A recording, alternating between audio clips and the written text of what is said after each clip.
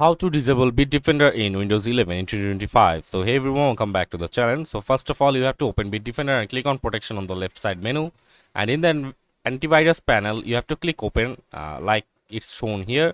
You just have to simply click open on here, and after that you have to go to the advanced tab and turn off BitDefender shield. Choose to disable it permanently or until system restart, and press OK and go to the settings tab and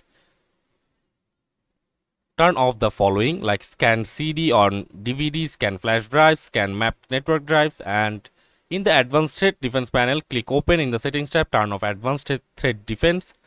And for online threat prevention, in the online threat prevention panel, click settings, turn off the following, like web protection, search advisor, encrypted web scan, fraud protection, phishing protection, network protection, email protection.